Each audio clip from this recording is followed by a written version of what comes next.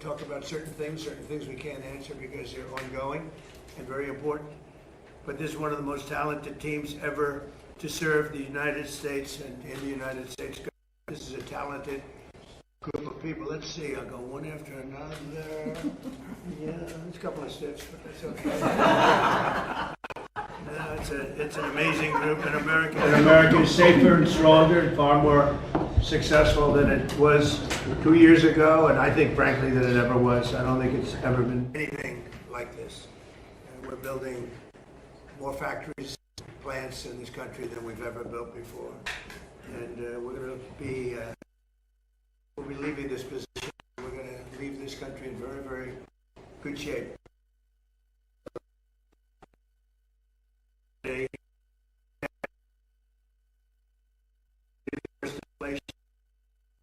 Dangerous and insecure war in history.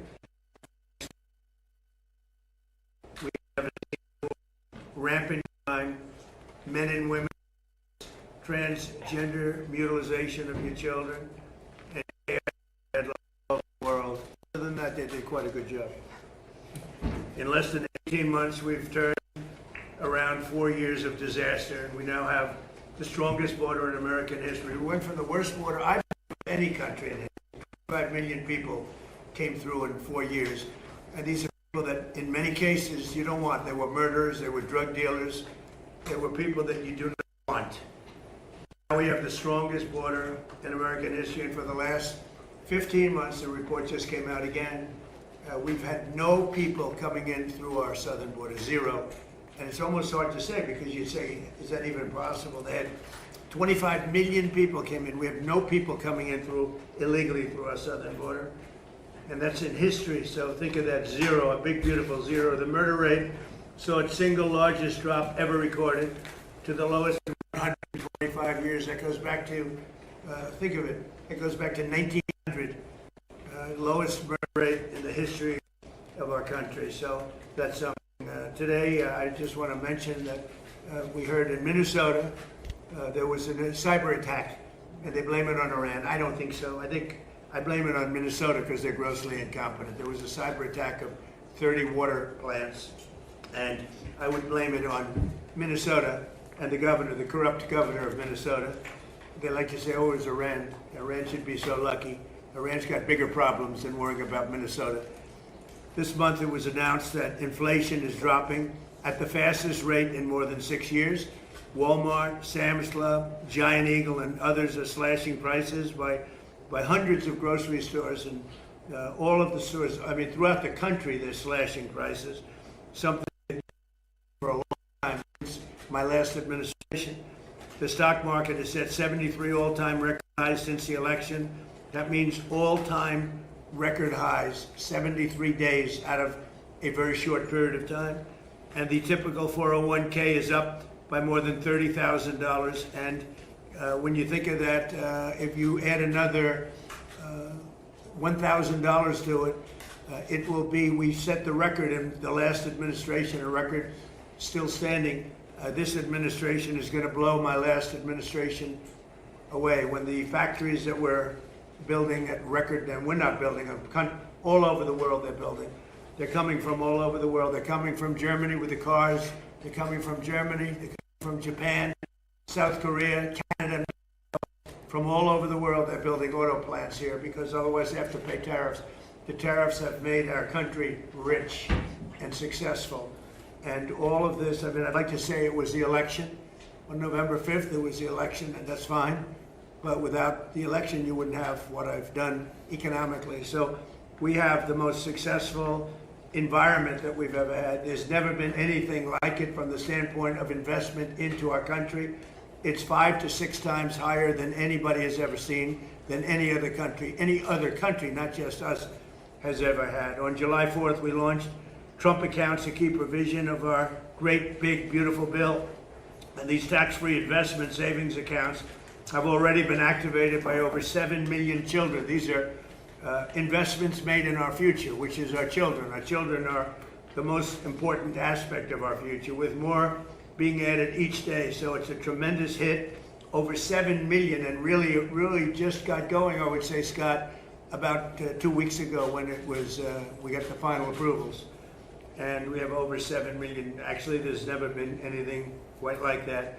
But millions of accounts are pre-funded with $1,000 from the U.S. Treasury or generous gifts from private donors like Michael and Susan Dell and others who have given billions of dollars, billions. People are putting up hundreds of millions and billions of dollars into it and buying really a great future for children. When they turn 18 or when they turn 21, instead of having no hope, no future, they will end up with hundreds of thousands of dollars and maybe even more than that. So it's going to be something to see. With modest additional contributions, they'll grow by numbers that it could be over $200,000. We're looking at the timeline. I wish we had an economy like we have now with the stock markets going up, but they will benefit by our country being successful. And we're going to give every child a head start on the American dream. So go to trumpaccounts.gov. They're really something. The whole world's talking about it, and it's far ahead of schedule. Nobody thought it would be as successful as it's been. It should be. It should be. And we start them off with $1,000, and this was part of the great big beautiful bill. With my most favored nation policy, you could say this is even a bigger thing if that's possible.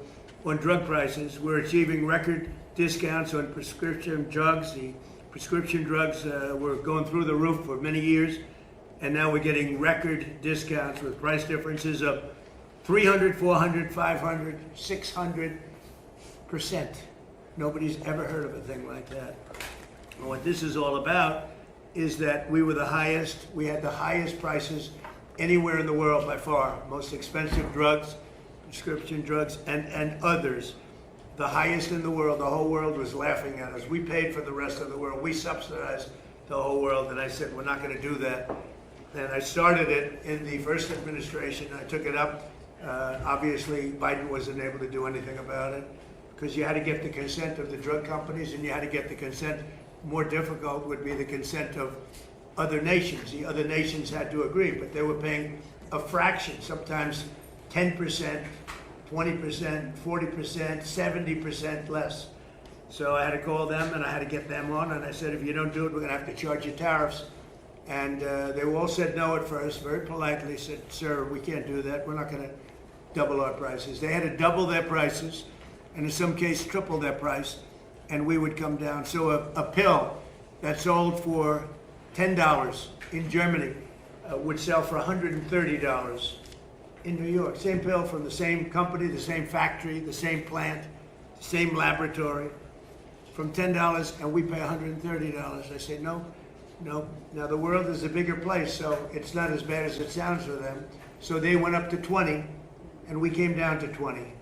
So we now have the lowest drug prices anywhere in the world. We're tied with the lowest, but we're basically its favored nation. So we have the lowest drug prices anywhere in the world from the highest drug prices anywhere in the world. Now, what that does for your health care, I mean, I see these fake polls where the Democrats have wonderful numbers on this stuff, and they are horrible, what they've done. Obamacare is a total disaster. It's a costly wreck. It's unaffordable. We call it the Unaffordable Care Act. It's a disgrace. They never even thought of being able to do something like this. They didn't even try. They didn't even try. So I got the drug companies first, and then I got the countries. And the drug companies agreed because they knew the countries wouldn't agree. And when I called Germany, France, when I called the UK, when I called all of these countries, I said, you got to do it. It's unfair. We're paying 10 times more than you're paying for the same drug. You can't do this.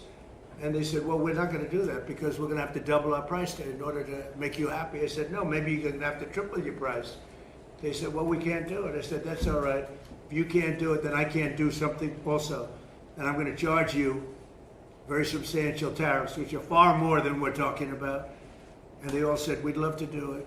We would love to do it. It would be our great honor to do it. So nobody else would do this. This would have never happened. So your drug prices have gone down by numbers not even thinkable. My first term, I had the privilege of having lower drug prices from the beginning of the year till the end for the first time in 28 years, you remember.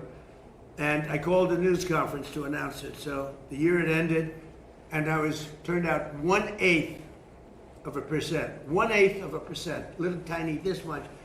It went down that much during 1 year First time in 28 years it went down. It was always like this, just up, more expensive.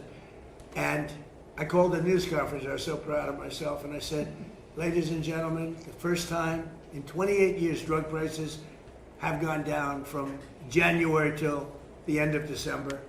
And I want to just congratulate everybody for being a part of this wonderful experiment. And 1/8 of a point. Now we're talking about 400, 500, 600% coming down. We pay the lowest drug prices anywhere in the world from the highest. So, and I'll say it again and again because the press doesn't want to report it. The fake news doesn't want to report it. They don't want to talk about it. What that does for healthcare, Bobby, is unbelievable because medicine's a big part of healthcare. So I wish that people would understand that, and I hope they're going to vote for us in the midterms because you'll see some stuff that will be horrible because they can blow it very fast if they don't know what they're doing. So your drug prices are great. I saw Spain yesterday, and I watched the catastrophe that took place. It looks like an invasion of a country by hundreds of thousands of people. And that same thing's going to happen to us if the Republicans don't get elected, except worse. Much bigger, much easier to get into, despite the fact that we have built thousands of miles of wall, which I said we were going to do, but we didn't have that, forget it. But we have the safest border in the world. If we're not in office, our country will be invaded at levels that made Spain look small time. And when I watched it, I said, boy, I'm going to say it because I knew you were going to be at Camp David. And I say, that's going to be a talking point for the midterms. Because when you look at what happened to Spain, they don't know what to do. And it's happening again today. They're coming in by the tens of thousands. They're just invading the country. And what that is weak law, bad management, but very liberal law. They passed a couple of laws, and people read. People are smart. They read from other countries, and they swam that 3-mile swim, or however they got in, but nobody's seen anything like it. That will look good compared to what's going to happen to the United States. The biggest thing, the worst thing that Biden did is allowing 25 million people into our country, because many of those people are criminals. They're murderers. A lot of them, 11,888. A lot of them are gone now. We got them out. But they allowed people to come into this country that you can't allow to come into a country. We're also making an unprecedented investment in the United States Armed Forces, where we're doing great. And we rebuilt the armed forces. We rebuilt our military in my first term. But we are doing great with our military. They spent a lot of money in our military. They gave away $300 billion worth of ammo and everything else in Biden's term. But we're building it up fast, and we just have a great military. That's all there is to it. But we rebuilt it in my first term, and we're using it in my second term with Venezuela and other places, and Iran now. Iran is doing very poorly. Just in case you read incorrect stories, they're doing very, very poorly. They're having a hard time. They've been very dishonest. They've been very dishonorable to deal with. But that makes no difference. They're doing very, very poorly. We're also making that investment and looking forward to getting, Pete, $1.5 trillion next year. And people see now how important it is. We want to keep a safe country. We have to keep a safe country. And the good news is all of that equipment is made in the USA. So we're making it here. It's jobs. And each one of our defense groups are building literally at least 4 new massive plants as we speak, because we want them to move faster. We have the best equipment in the world, but we want them to move faster. We don't want to wait a year or a year and a half. We want to wait a week, maybe. So that's happening, and I think the results are very good. They're building at levels that nobody's ever seen before. And we've had tremendous success, and our military was just proud of it. Again, Venezuela was a one-day war, and we have a great relationship with Venezuela. We're partners with Venezuela now, taking out tens of millions of barrels of oil, and going to Houston, going to Alaska, going to Louisiana, going to different places for refineries, and it's been very much amazing. The administration has done more in 18 months than most administrations have done in 8 years if you had a 2-termer. We've done more in 18 months than anyone's ever seen before. Nobody's ever seen. This is the golden age of America. And we have a war that's going on. I guess you call it a war. Maybe I call it a military operation, because they have no Navy. It's been obliterated. Their Air Force has been obliterated. They have no planes. Their missiles have been largely, they have some left. They have some, but they have far fewer than they had 4 or 5 months ago. Their manufacturing capacity is almost gone. The drone capacity is almost gone. There are very few, but they have some. If they have one, that's too many as far as I'm concerned.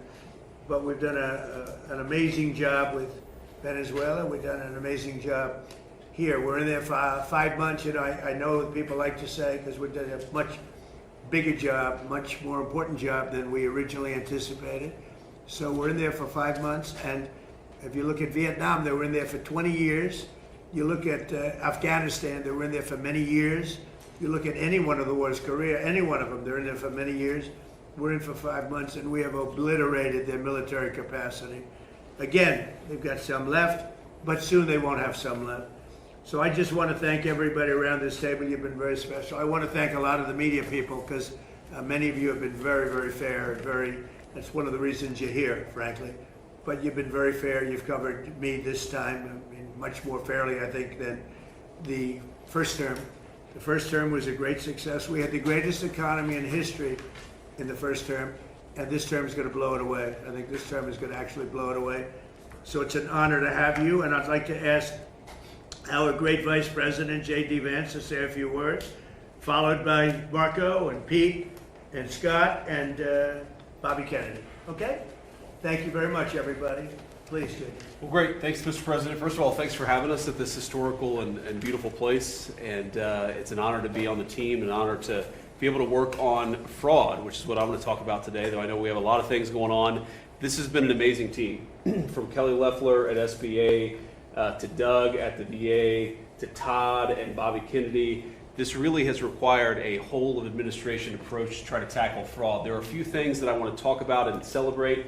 The first is that just since the beginning of the fraud task force that I started under the President's leadership and direction, we have identified $230 billion of fraud that's being perpetrated against the American people, and we have halted already $56 billion of that. It's sometimes hard. Once the money has already gone out the door, it's hard to get it back, but stopping it from going out the door is how we save the American people. $56 billion, and of course we're going to keep on working on that. Just today, Mr. President, we will announce 17 new anti-fraud actions that will total about $1/3 billion, and that's added to the $230 billion that we've already uncovered. And I want to just talk for the benefit of the American people about why do we care so much about this? Because what I always try to remind people is that fraud has two victims. So, to give one concrete example, there is a program that is administered by Medicaid, and that program ensures that low-income moms and low-income babies have access to neonatal care. Now, I think most Americans probably share my view that this is one of the great things about the United States of America, that if we see a baby and we see a young mother that requires help, we help our fellow Americans. That's a good thing. It's something that we should be proud of. And yet, there is a program that has defrauded the moms and the babies who benefit from these. You've gotten people who've gotten rich by setting up false companies that are providing false services. So who loses in that equation? Number one, of course, is the American taxpayer that is $230 billion poorer because of the fraud that this country has let go on. But I actually think most importantly is that we've seen that program run out of money. So we've seen moms and babies unable to access the health care that they need because the fraudsters have gotten rich. That is a disgrace. And until the president ordered us to stop it, no one was doing anything about it. So we've made a lot of progress, Mr. President, in just under a year, but we're going to keep on working at it because we believe the American people deserve to have their money spent as you and the Congress have directed it. There's big numbers you're finding, tremendous numbers. They look like Elliot Ness. Does anybody know who Elliot Ness is? They look like that group of people you have lined up behind you. They're doing a great job. Yes, sir. Billions, think of not millions, billions of dollars is being covered, billions. And you haven't seen anything yet. We have things happening that people aren't going to believe. The level of corruption and fraud that took place under the Biden administration was unprecedented. And Minnesota, California, Maine, believe it or not. You know, you think of Maine as this wonderful place. Yep. It's the level of corruption is incredible, all over the place. So, great job. Thank you very much. Thanks, sir. Okay, please. Oh, my turn. Well, first of all, thank you for bringing us out here. I got the chance to drive for the first time in a year and a half, which is the golf cart, but it was fun. It was great. And so just a couple points that we all know, we followed in the news, obviously, the events in the Middle East, and others here can talk about that. Not that they're not important, but there's some other issues happening around the world, Mr. President, that you've shown great leadership in that have not gotten nearly as much attention. I think they deserve to mention today. The first is the International Criminal Court is an illegitimate international organization that, frankly, illegitimate. They've made themselves illegitimate because they claim that even if you're not a member of that court, they can come after you. What that literally means in the future is that American servicemen, political leaders, and others could find themselves under indictment by this International Criminal Court. If you want to know a little bit about it, Jack Smith used to work there. These are the people that think they can go out and basically indict any world leader and haul them into The Hague. So we tried to get them to reform and listen to us. They wouldn't do it. They're very arrogant. We've now begun an effort to really try to bring that court to heel. By the way, there's no information that they're after me. It could happen. But just so you know, because she's talking about it, I'm saying that means that maybe he's not trying to defend me. He is trying to defend Bibi and various other people. But there are many people that shouldn't be looked at that way. But there is no indication that I'm one of them at this moment. That's right. Well, and I actually think the people who are in biggest danger in our system are servicemen, people in uniform, that they'll try to go out for the rest of their lives, will not be able to travel anywhere in the world with their families because they can be arrested on one of these acts. Imagine, you're a soldier, you fought in a war, and 20 years later they try to come grab you. So this is a big problem. So we've had dozens of countries already join us in this effort. Since we started 2 weeks ago, 5 countries have already quit the ICC and notified them that they're leaving, and we think there'll be more. The second thing is we had an unprecedented ministerial. 60 countries came to Washington and were a part of an effort where we were shedding light on far-left terrorism and violence. You know, if a bomb goes off somewhere and it's tied to some right-wing group or what I don't consider neo-Nazis right-wing, I consider them Nazis, right? But you're going to get a lot of attention on that. But if it's a leftist group, an Antifa group, that gets no coverage, or they ignore the ideological spin and the ideological reason behind it. So we got 60 countries came up here and hopefully creating a strong to go after far-left violent terrorism, and go after it, call it by name, and I think we're building a very strong coalition there. We've had some successes in the Middle East, Mr. President, as you know, in the diplomatic front. The deal with Lebanon and Israel is unprecedented. President Ayoun was here a week ago. I think that was the first visit by a Lebanese president in over 30-some odd years. In fact, this is the first time the Israelis and the Lebanese government have spoken at the official level in close to 30 years. And that was thanks to your leadership. A lot of work to be done to keep that peace and build on.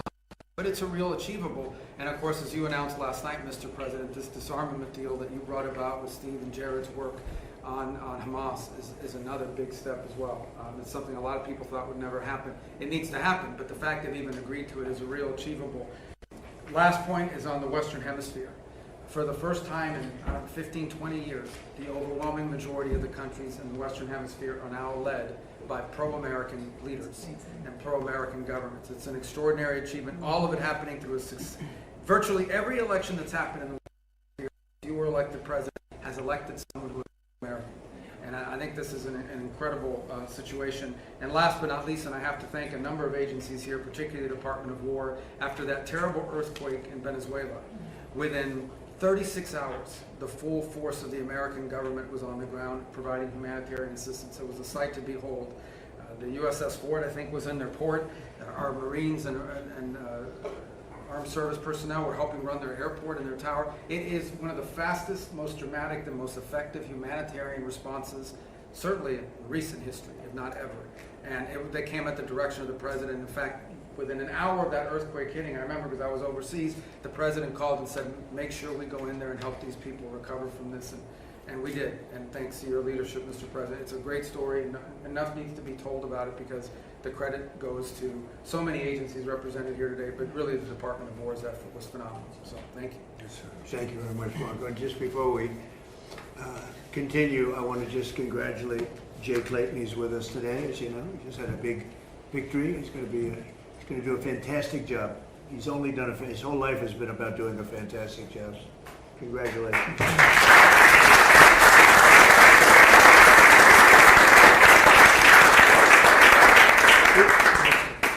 Well, thank you, Mr. President, for the invitation, the opportunity to be here. It's an honor for the War Department to help run this facility also, from the food to the fence line. It's an honor to have you, and it's great Americans here and all around the country and all around the world who are the core of what keep us safe. But in order to do that, you have to have a leader that's willing to put them in a position to do it. And that's my takeaway, Mr. President, is sort of 3 points. One, it takes courage. 2, it takes restoring a spirit, which you have done. And 3rd, it takes investment, and not just an investment, but a generational investment. And I think people miss that. The courage it takes to seal the border, to say we're going to do it, and we're going to do it every single day, and we're going to do it on behalf of the American people. The courage to bomb the Houthis and say we will maintain freedom of navigation. You wonder why they're not involved in this conflict, the Houthis, even though they're a proxy of Iran, because they've felt the weight of American power for 45 days, and you had the courage to do that. The courage to do Midnight Hammer, include the 12-day war by obliterating their nuclear sites, something other presidents had the option on their table to do, but they never pulled the trigger because of the complications, because of the challenges, because of the risk. Courage.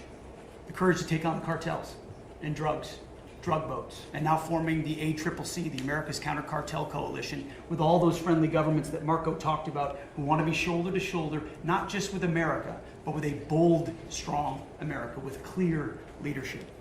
The courage to go get Maduro in the most heavily guarded house, inside the most heavily guarded fort, inside the most heavily guarded town in their capital city in the middle of the night, and change the entire dynamic of that country and that region. And the world saw what the American military was capable to do, but that doesn't happen unless a commander-in-chief says you're authorized to do it and will take the handcuffs off when you do it to ensure that Americans come home. The courage to undertake Epic Fury and this Iranian regime and ensure they never have a nuclear weapon, which remains your commitment. And frankly, the courage to negotiate with people that have shown no willingness to do so honestly, with incredible negotiators who are the best in the world, and give them every opportunity to do it, give those things up peacefully. All of that takes guts. But that comes on the backs of the change in the spirit of our department. You talk about spirit all the time, and you're right to do so. When you rip out DEI, when you rip out social engineering and social justice, and you put in merit, and then you untie the hands of commanders to be commanders, to enforce discipline and accountability, to get back to basics, then you get historic re-enlistment inside our ranks. Our best people, Mr. President, are staying because they want to be in that kind of department.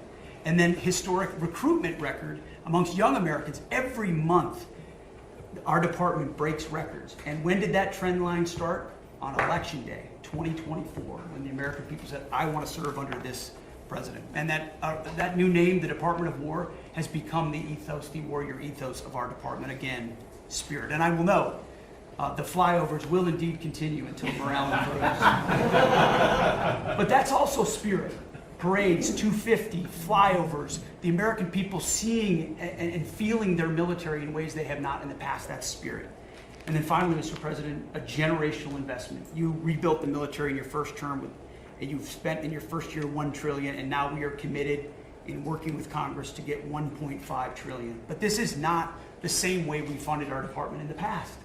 This is a businessman in charge. This is a deputy secretary of our department who's a turnaround guy, just like the president is, saying we will not fund money, we will not fund the department the way we have in the past. In fact, so far, $75 billion in private investment from defense companies who are now investing in new plants, new equipment, new assembly lines to build the munitions of the future faster than ever possible. That's saving taxpayer dollars because the companies themselves are investing. That would never, the arsenal of freedom would never happen without you. So just like we use a lot of the things Ronald Reagan's buildup was a part of, in this administration and in future administrations, they will look back at Donald Trump and the buildup that he has done, and that will be, the deterrence of the future will be established because of your investment.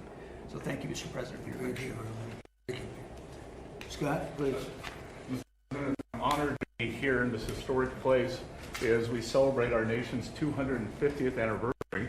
And I think if we look back, whether our founders was President Washington, Thomas Jefferson, Alexander Hamilton could not have imagined the economy that we would have created. It is the envy of the world. And as you said, we have record investment coming in. We've never seen anything like it. And we're pulling away from the rest of the world because of your leadership, the policies that you did from day one in terms of digital assets, in terms of technology, and bringing back American manufacturing.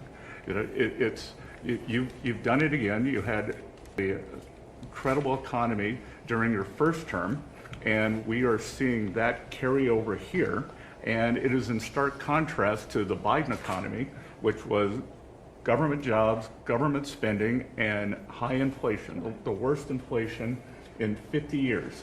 And that with the working families tax cut, which I will add, every Democrat voted against. Every Democrat voted against. It is the perfect barbell for this economy. On one side, you have full expensing for factories, for equipment, for farm structures. On the other side, your 4 signature policies, promises made, promises kept, no tax on tips, no tax on overtime, no tax on Social Security, deductibility of auto loans if you buy an American-made car. And the Americans are starting to feel that. Core inflation is low, consumer confidence is strong. We have the highest consumer confidence, came up today, in 5 months, and Main Street is back. Small banks are lending, thanks to your policies. Small banks, community banks are lending again, and the Americans are starting to feel it. As you said, these Trump accounts are the most successful program launch in government history. We've had 7 million families sign up for them. We're going to get to open enrollment, and we will have 70 million families who have signed up for this. 38% of American families, households, have no exposure to our great equity market. And thanks to you, we're going to have an ownership society. An ownership society. You were one of the first presidents to create assets for the American people, not more debt. We had the biggest tax refund season ever. Trade deals, tax cuts, energy dominance, and the regulatory efforts. America is ushering in the greatest reshoring wave in our history. In June, our manufacturing sector expanded for the 6th straight month. We've got construction jobs, and those are going to lead into manufacturing jobs. We've got Main Street prosperity. Real wages are up $1,000. And sir, what you've done again too is the bottom 25% of wage earners, just like in your first term, are outperforming the top 25%. This is a working families administration that in the past year, that group had wage increases of 5.5%. They have 3 times what the top end has done. So you've done it again, and these are private sector jobs we are creating. As you often say in these meetings, we could have created 1 million, 2 million government jobs, but we didn't. The private sector is creating. We've got incentives, we've got money coming in, and we are rebuilding. So, and then our energy dominance, thanks to you and these policies, you can come to the U.S., you can have regulatory certainty, tax certainty, and energy certainty. So it is the best place in the world to build your factory. And finally, I want to add, it has been a pleasure to be a part, or a privilege to be a part of, as we've gone from epic fury to economic fury, to constrict, on your orders, constrict the Iranian regimes, the financial tentacles all around the world. We started it on your orders. We started in March 2025. In December of 2025, the largest bank in Iran collapsed.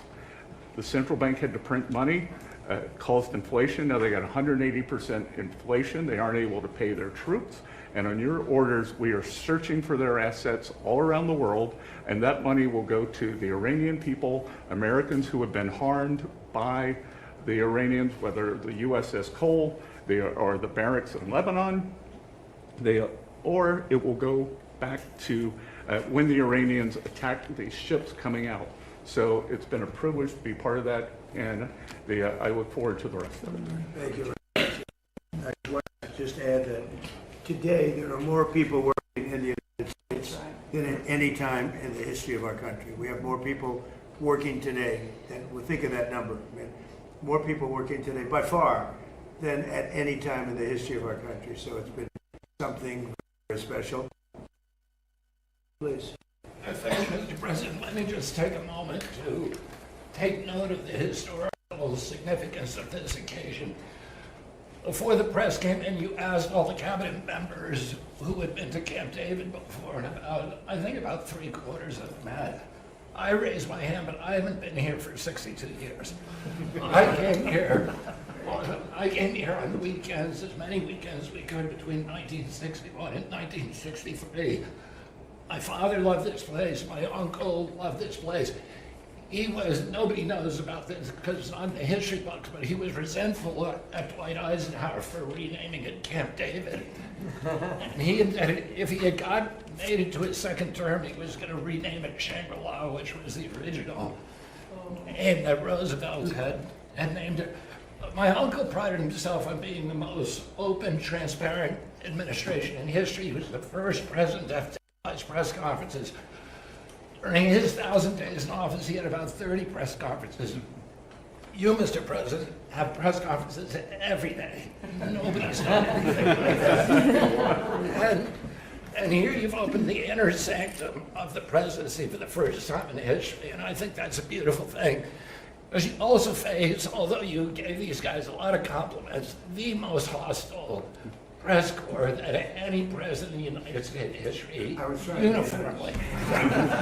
So, anyway, I'm going to talk just briefly about a subject you alluded to, which is the MFN, and just so everybody has the background, you were here to every president promised to fix that disparity between what we pay and what the other developed countries pay. When you came into office, the list price for Ozempic was $1,350 for Americans. You could get it at any pharmacy in London, Hamburg, Frankfurt for $88. And this, every president, President Bush, President Biden, President Clinton, President Obama, have all promised fixes. None of them did anything. You fixed it. But today,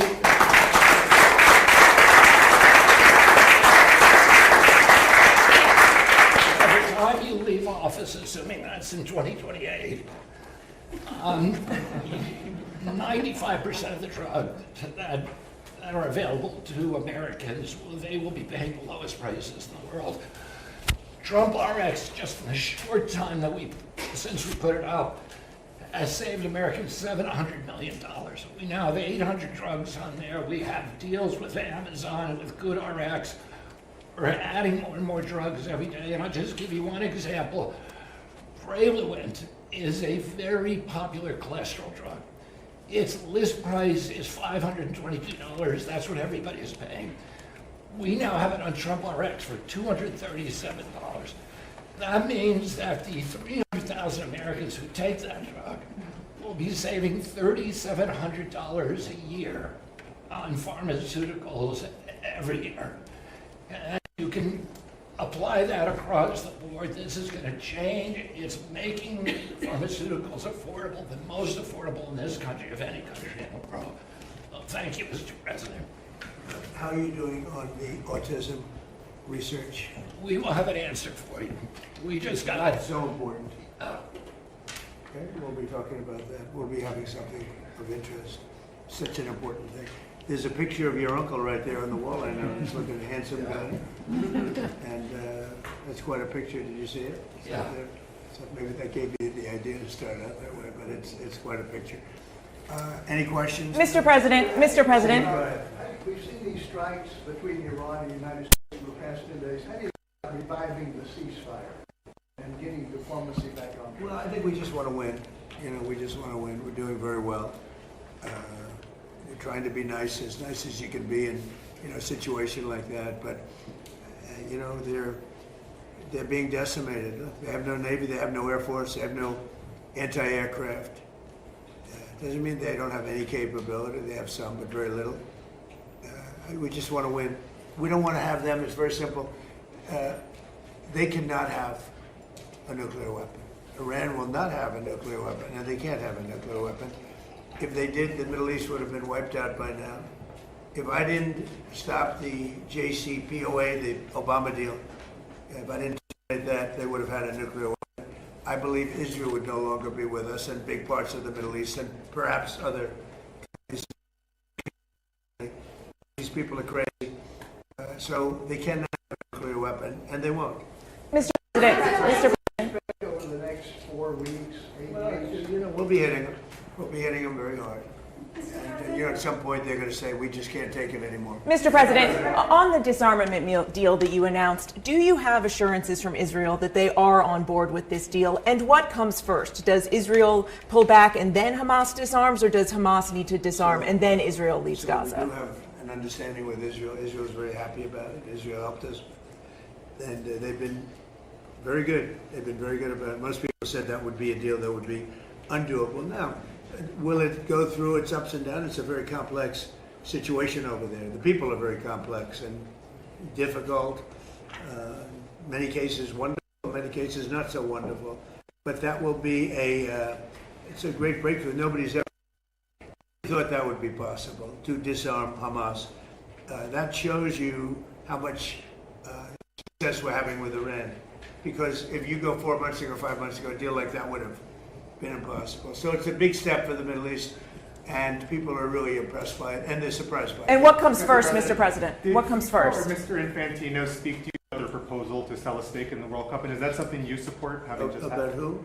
Did FIFA or Mr. Infantino speak to you about their proposal to sell a stake in the No, I World never Cup? spoke to him. Mr. President, you said this morning on Truth Social that victims of government abuse should be paid back. Yeah. Even if it's not the anti-weaponization fund, would you still want the acting attorney general Well, to I'm find a talking new way about to do the that? Weaponization against large numbers of people in our country by the Biden administration and by Obama, but by the Biden administration in particular in this case. But large numbers of people, their lives have been ruined, they've been destroyed, families have been, decimated, they've gone to prison for no reason whatsoever.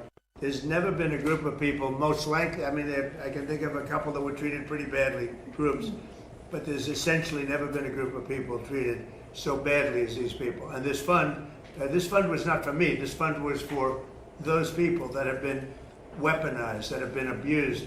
Now, I was abused. They attacked my house, Mar-a-Lago, where I live. And big damages should have been given to me. I don't want anything. I'm not talking about myself. I think that there's a group of people in this country, history will show, that were treated like nobody else has ever been treated. So badly, so horribly.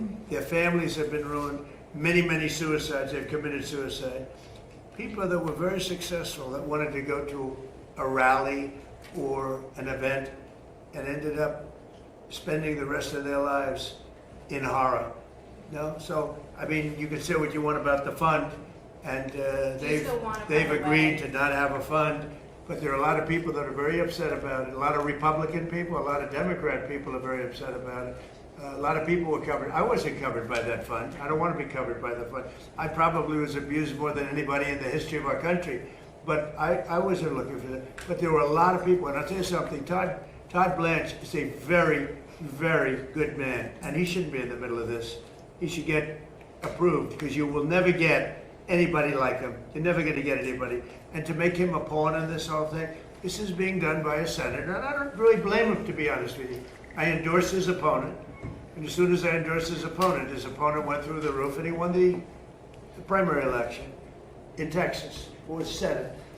And the man that lost, the man that I didn't endorse, has become very angry, and that's okay. I understand that. I probably would do the same thing. You want to know the truth? I think I do the same thing. Mr. President, on that though, do you agree, just to be clear, do you agree with the acting attorney general that the anti-weaponization fund is dead? And why not just put that in writing? It is dead, but I wish it weren't, to be honest with you. I think people were horribly treated, horribly abused. This has nothing to do with Todd. This was me. Horribly abused, and I'd like to see them compensated for the pain. They lost their families. They committed suicide. Many people committed suicide. They went down for an innocent journey. And I'm not only talking there, I'm talking about not even having to do with that. The way they were treated. The Biden administration and the Obama administration weaponized government and destroyed lives. But should they put it in writing? Are you willing to accept limits on the scope of the audit immunity deal in order to get Attorney General Blanche confirmed? Well, no, he should be approved forthwith. I mean, you're never going to get a person like that. Everybody agrees to it. Don't forget, Senator Cornyn thought he was phenomenal until he lost. You know, when he lost, is that a correct statement? You come from Texas. Yes, I mean, he thought this was the most incredible person. Then when he lost, he lost because of me. I endorsed somebody else. And as soon as I endorsed the other person became a rocket ship upward. And he lost. And, you know, I think I'd be the same. But would you accept I mean, limits on I shouldn't say that, but I'd be upset also. And so I fully understand it. He shouldn't be that way. I shouldn't be that way. But he is that way. He's become a very angry person, and I understand. You have a couple of others that caused their defeat too, and you know, you'll probably hear from them too. Yeah. Mr. President, back on Iran, there's a report that you got a proposal from the military to go big and hit them hard over 10 or 14 days. Well, we're going big. Are you going to consider? We've already gone big. Look, I mean, what's big? They had 159 ships. That was their entire Navy, 159. Their entire Navy is laying at the bottom of the sea. I'd say that's going big. They had 200 airplanes, they're all gone, every one of them. They don't have one airplane. They had anti-aircraft weaponry, very good, but it didn't work. And it's all gone. Their radar is all gone. Their leaders are all gone. Everything's all gone. But they'll fight onward. Mr. President, on Ukraine, you said the other day that you're not sure about whether to grant Ukraine the Patriot missile license that have been discussed. Do you want to see more from Zelensky before you take that action? Well, it's a big step. Look, we have the greatest weapons in the world. We have the greatest drones in the world. People don't know that. We have the greatest weaponry in the world. We have, in the case of President Zelensky, he'd like to have some Patriots. He'd like to have some Tomahawks, which are, you know, lethal, one offensive, one defensive. But give somebody the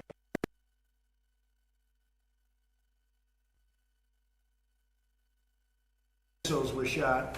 They were going 8,600 miles an hour. Think 8,600. Now a car, if you go 60, it gets to be a little fast. If you go 100, 8,600 miles an hour, and they were big missiles. And they were shot at Jordan. And our guys were there. Bing, bing, bing, bing, bing. 5. Bing, bing, bing, bing, bing. Right? I don't want to be biting. I had to be very careful. That would have been a great sound bite. There were 5 missiles, and we shot all 5 down before they got close. Nobody else has that capacity. These weapons are incredible. And we have to be very careful about letting somebody build them. You know, it's very important now. We are building many plants now to make those, and the Tomahawk missile is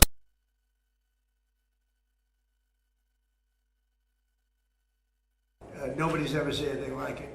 You have to be very judicious, but you have to be very careful.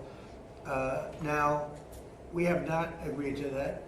We're talking about it, but it's a hard thing to give away that kind of technology, and I don't think this would ever happen. You give that technology, they can someday turn on you. You know, that is possible. You look at war, it's happened a couple of times over the years, right? So we have to be very careful. I mean, we guard that. We have the greatest military in the world, but we have the greatest weapons in the world. Now we have to make them a little bit faster because we've given a lot away. You know, President Biden, unfortunately, gave a lot away to Ukraine, and he gave, so did I. I mean, I gave them the javelins, the tank busters. Without the javelins, that war would have been a one-day war. It would have been over. They wiped out the tanks going up to Kiev when they got stuck in the mud. They were going very nice. It would have been over, but gave them the javelins. The javelins are unbelievably the greatest weapons in the world. We have to be very careful about giving out the secrets to those weapons, and they're not. You can't copy them. It's a little like NVIDIA. They have a chip. They say you cannot copy it. The complexity is so great you cannot. You know, most things you copy. China's known for it. Other countries, we do something, and I guess we copy also. Most things you can copy pretty easily. There's a chip that they made, their ultimate chip, and they always have the ultimate chip. And I say, well, why doesn't somebody copy it? Because they can't. The complexity. They can't copy our weapons. We have the greatest weapons in the world, many of them. Those are just 2 or 3 that I mentioned, but you cannot copy them, so we have to be very careful. Mr. President, Iran. As Hamas disarms as part of this plan, who do you see as taking possession of those weapons that they have? Does that go to the new government? It's going to be the Board of Peace, mostly. It's going to be run by the Board. This Board of Peace has been it's led by some amazing people. Board of Peace.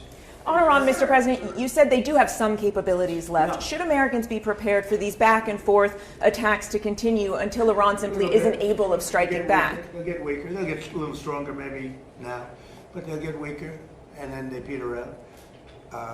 Yeah, sure, I think so. I mean, it'd be foolish to say no. You know, you always have to keep your guard up. What is the status of talks? Who from the administration Well, they is always talking want to to the talk, Iranians? but they break their word so often. Steve is talking, Jared, we have very good people. JD's involved, very strongly involved. We have great people talking. Marco's involved. They're Because all they say involved. talks aren't happening. Very good people. We have the best people. But they'll make a deal. As an example, we'll talk about nuclear. And we'll be in there talking about nuclear for 7 hours. I say, why do you need 7? You can take 10 minutes. You have 5 minutes. You should solve it.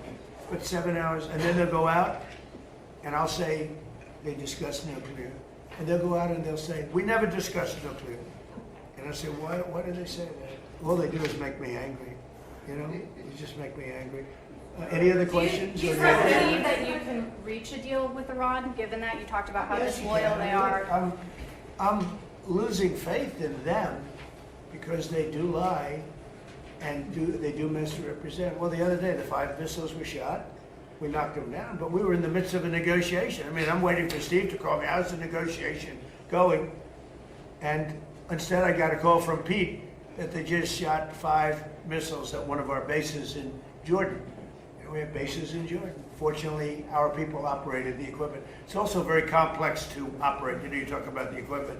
It's you have to be, oftentimes you see, when did you go to school? MIT, Caltech. I mean, you know, they go to schools that are not as normal for the military, to be honest with you. We have unbelievably brilliant people operating that equipment.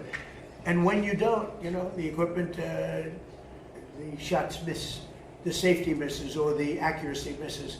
We have unbelievable people. Think of it, we had 111 at one point, a couple of months ago. 111 over a short period of time, missiles were shot at the Abraham Lincoln aircraft carrier. Great, beautiful ship. One of the most beautiful ships to me, design-wise. 111 missiles going out. Out of the 111 missiles, 111 missiles were shot down quite a bit earlier than they got, I mean, long before they got there. They were shot down, it was almost, in a couple of cases, they were shot down almost as they were taking off. It's incredible technology. So you have a ship that costs billions of dollars, and you have missiles heading to it. 111 missiles were shot down, routinely shot down. And I spoke to the people. I like to reward people. I call them up. I'm the president. And they were cool as a cucumber. Mr. President, the last 2 weeks of strikes by CENTCOM has said that those were meant to degrade Iran's ability to disrupt the Strait of Hormuz. And How they many did. more strikes will it take to significantly? Well, you never know. Look, I mean, most people would have given up by now. You know, they've got no Navy, they got no Air Force. So most people would have given up. They haven't. So I give them credit for that. I mean, they're known as being tough. They're tough. Back on Ukraine, what did you tell President Zelensky about the Patriots? Did you explain all that to him? I did. I spoke about Patriots. I spoke to him about Tomahawks. I spoke to him about everything. I also spoke to him about, let's get this war over with. So last month they had 25,000 people. It's averaging about 25,000 people a month die. Mostly soldiers. Almost entirely, but you know, missiles are hitting areas also, but mostly soldiers. They had 25,000 soldiers. The month before that it was 32,000 soldiers. I said, you got to get this war over with. I think he wants to make a deal, and I think Putin wants to make a deal.